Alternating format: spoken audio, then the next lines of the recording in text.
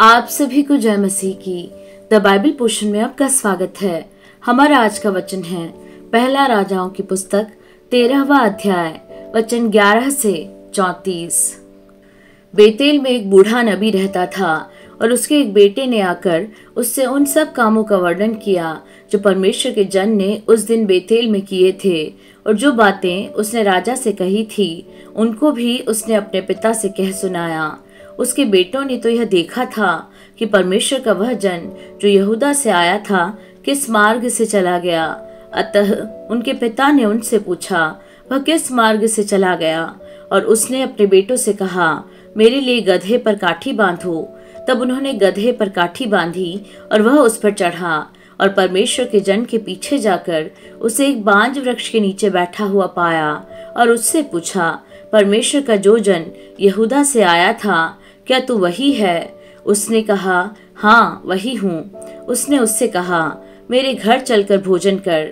उसने उससे कहा, मैं न तो तेरे संग लौट सकता और न तेरे संग घर में जा सकता हूँ, और न मैं इस स्थान में तेरे संग रोटी खाऊंगा न पानी पीऊंगा, क्योंकि यहोवा के वचन के द्वारा मुझे यह आज्ञा मिली है कि वहाँ न तो रोटी खाना और न पानी पीना, और जिस मार्ग से तू जाएगा उससे न लौटना। उसने कहा, जैसा तू नबी है वैसा ही मैं भी नबी हूँ।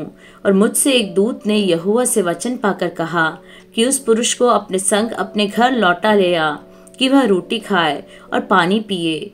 यह उसने उससे झूठ कहा। अतएव वह उसके संग लौट गया और उसके घर में रोटी खाई और पानी पिया। जब वे मेज पर बैठे ही थे कि यहोवा का वचन उस नबी के पास पहुंचा जो दूसरे को लौटा ले आया था।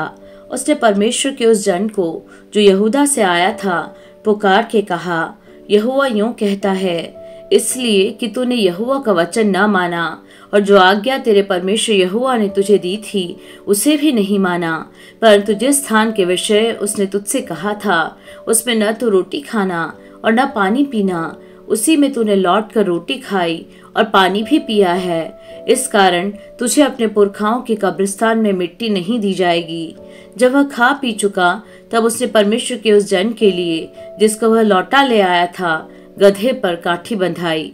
जब वह मार्ग में चल रहा था तो एक सिंह उसे मिला और उसको मार डाला, और उसका शव मार्ग पर पड़ा रहा और गधा उसके पास खड़ा रहा और सिंह भी शव के पास खड़ा रहा। जो लोग उधर से चले आ रहे थे उन्होंने यह देखकर कि मार्ग पर एक शव पड़ा है और उसके पास सिंह खड़ा है, उस नगर में जाकर जहां वह बूढ़ा नबी रहता था यह समाचार सुनाया। यह सुनकर उस नबी ने जो उसको मार्ग पर से लौटा ले आया था कहा, परमेश्वर का वही जन होगा जिसने यहोवा के वचन के विरुद्ध किया था। इस कारण यहोवा ने उसको सिंह के पंजे में पड़ने दिया, और यहोवा के उस वचन के अनुसार जो उसने उससे कहा था सिंह ने उसे फाड़ कर मार डाला होगा। तब उसने अपने बेटों से कहा, मेरे लिए गधे पर काठी बांधो। जब उन्होंने काठी बांधी तब उसने जाकर उस जन का शव मार्ग पर पड़ा हुआ और गधे और सिंह दोनों को शव के पास खड़े हुए पाया, और यह भी कि सिंह ने न तो शव को खाया है और न गधे को फाड़ा है। तब उस बूढ़े नबी ने परमेश्वर के जन का शव उठाकर गधे पर लाद दिया और उसके लिए छाती पीटने लगा और उसे मिट्टी देने को अपने नगर में लौटा ले गया, और उसने उसके शव को अपने कब्रिस्तान में रखा और लोग हाय मेरे भाई कहकर छाती पीटने लगे।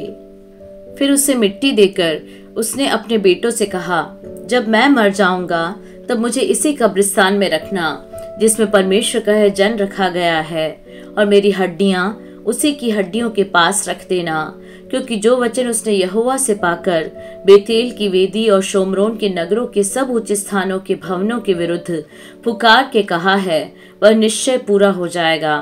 इसके बाद यारोबाम अपनी बुरी चाल से न फिरा। उसने फिर सब प्रकार के लोगों में से ऊंचे स्थानों के याजक बनाए, वरन जो कोई चाहता था उसका संस्कार करके वह उसको ऊंचे स्थानों का याजक होने को ठहरा देता था। यह बात यरोबाम के घराने का पाप ठहरी, इस कारण उसका विनाश हुआ और वह धरती पर से नष्ट किया गया।